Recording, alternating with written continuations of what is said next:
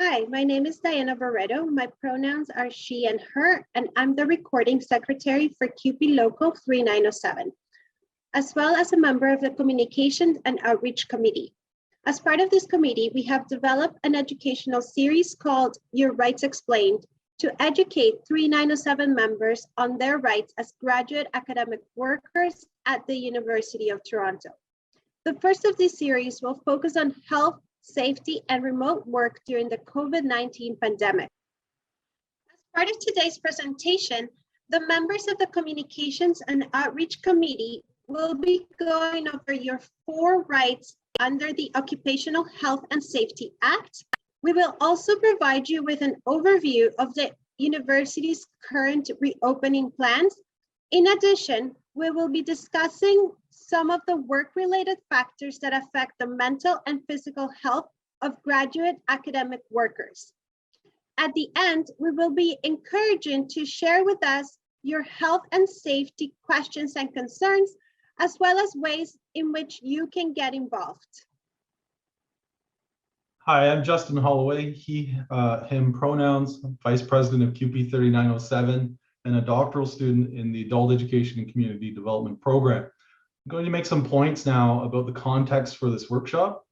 Since the outbreak of the COVID-19 pandemic, student, faculty, and staff unions and associations have worked together like never before.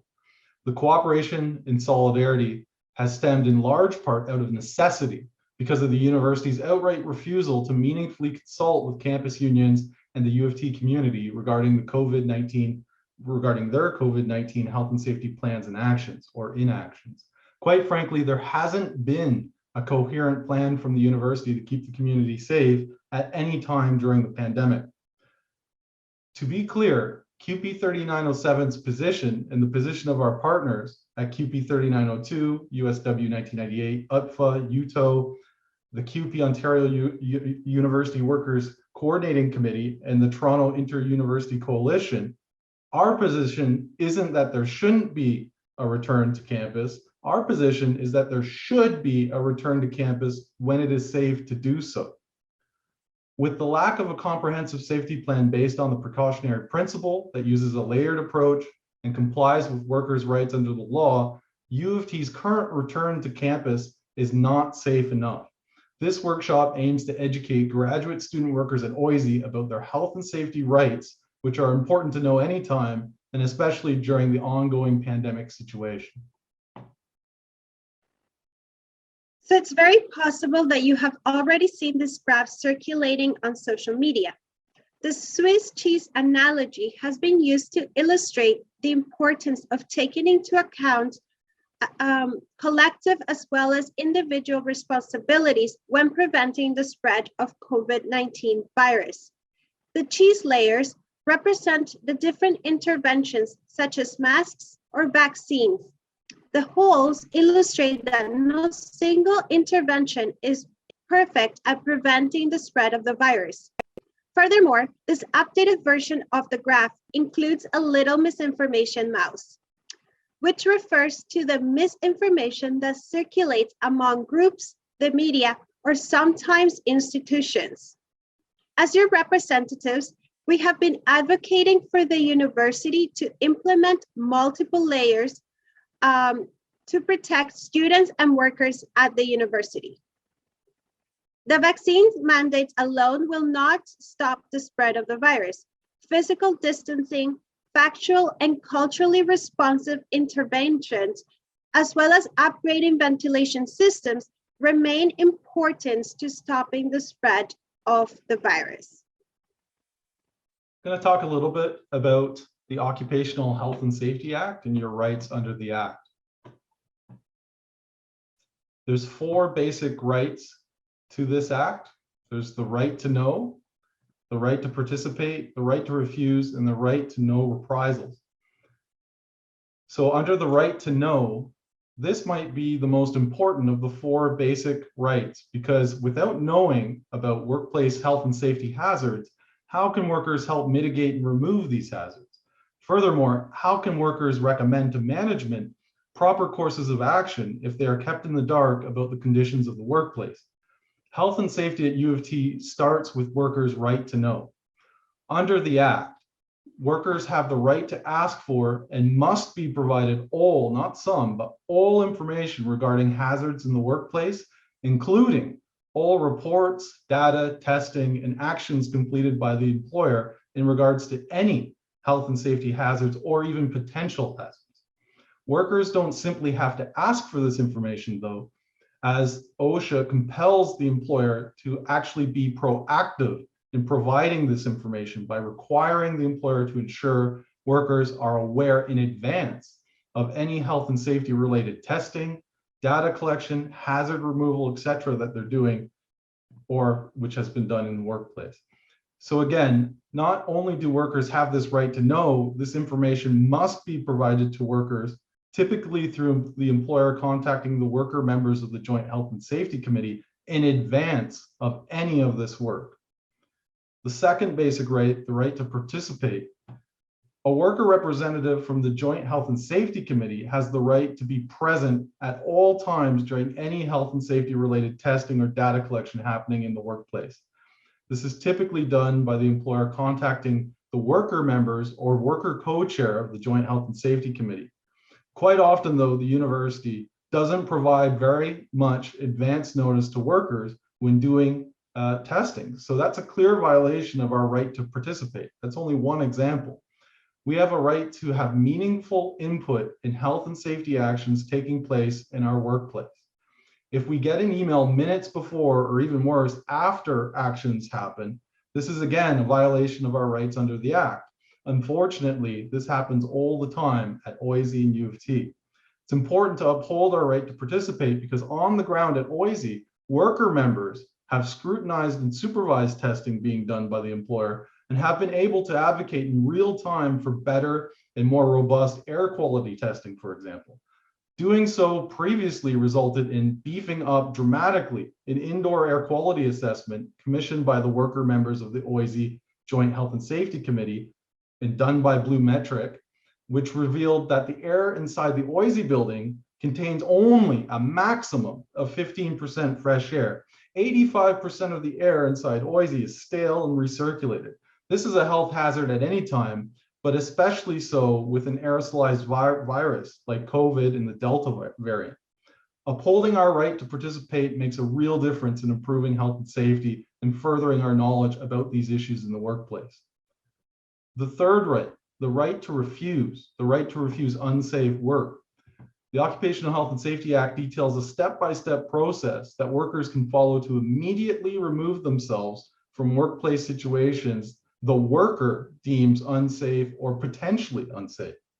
Understanding this process is critical to enacting the right to refuse unsafe work, as failure to follow the process as outlined in OSHA might result in disciplinary action by management. For instance, you can't simply call in and say, I'm not entering the workplace because I feel unsafe. Under OSHA, you must arrive to work first. If you feel unsafe in the actual work environment, then you can contact your manager or supervisor. Always include the union as well and say that you feel unsafe and are invoking your right to refuse unsafe work. Because of OISE's current remote working situation, the right to refuse isn't one that might be relevant for most members at this particular time. However, if the winter term plan to have 60% of OISE students return to in-person classes and work happens, then the right to refuse will be a very important right for OISE graduate student workers to understand and utilize if need be. Finally, the right to no reprisal. The Act was designed specifically to level the playing field for workers compared to managers, for the purposes of allowing workers to feel safe in bringing forward any concerns they have about the safety of their workplaces. Therefore, OSHA emphatically states that no worker shall be punished in any way whatsoever for acting upon any of the rights permitted to them under that law. This is very powerful. This is a very powerful right because employers typically see the workplace as divided by those who give orders, them, and those who take orders, us, workers. Well, OSHA completely dismantles this power dynamic and puts the onus actually on the employer to respond promptly and in good faith to worker recommendations made at the Joint Health and Safety Committee, for example. Failure to do so allows the worker members of that committee to file complaints to the Ministry of Labor and potentially even makes the employer legally responsible to pay large fines for non-compliance. There are few avenues workers can pursue to hold the employer as accountable than through knowing and pursuing your rights under the Occupational Health and Safety Agreement. Hi, my name is Atika Arain. My pronouns are she, her, and I'm a department steward for LHA. And I'm going to be sharing information with you about what OISE is doing about health and safety. So currently, OISE's health and safety policy is they have updated their protocols and procedures for COVID-19 as of September 7th, 2021. If you want to visit the campus, you need to book space virtually and you need to complete the health screening on UCheck on the day of your visit. You are also able to submit your proof of vaccination, which is being required by University of Toronto through UCheck. So the same website to check in for your visit, for your health screening is also used for vaccination requirement. There's also information available on vaccine exemptions. However, you do need to have medical reasons, and there is an application process which can be accessed through the Enterprise Service Center to apply for the exemption status. And if you are exempt, you will need to submit negative tests as well. But again, that process can be found on Enterprise Service Center. OISE, when you're on the campus, OISE is requiring masks indoor, as well as the capacity is being limited to 10 people per half floor with a maximum of 2 users per elevator car. U of T states that the HVAC systems and current maintenance practices are routinely assessed against emerging public health evidence and industry guidelines regarding COVID-19. The university has also shared an extensive list of classrooms they have tested per the guidelines from Harvard University. There's information also available at the Chief Administrative Officer website. Speaking of the website, although there's a lot of information that is available on the OISE health and safety procedures, it can be quite overwhelming. It's scattered throughout the web pages, and it can take you quite a lot of time to glance through them and find what it is that you are looking for.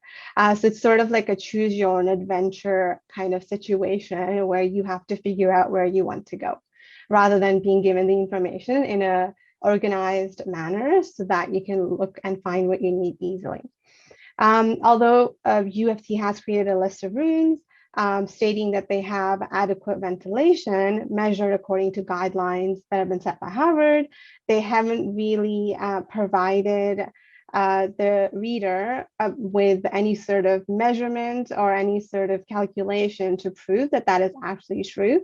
And considering many rooms in OISE don't have windows that open and there's only one entrance and an exit, I'm not entirely sure about those calculations. So it would be great if they could be made more transparent. It would also be good if they could monitor the number of people that are on each floor. So yes, there's a guideline in place stating that there should only be 10 people per half floor. However, are there people going around to actually monitor that? So for example, if I signed up to go on the second floor and getting there, I decided to go to the eighth, who's going to actually make sure that I'm actually on the second floor? And for the time frame that I booked my visit for. So what if, I initially said that during my virtual sign up, I'll only be there for a certain amount of time, but I've exceeded my time. So who's really making sure that people are sticking to their sign up time and place? It would also be good if they could install CO2 detectors, as has been done in Osaka, Japan. It's a new carbon dioxide sensor that visualizes how crowded a room is. The sensor is named the CO2 sensing pole, and it measures the concentration of CO2 in the room and indicates it with color signals, whether the CO2 concentration is adequate or too high.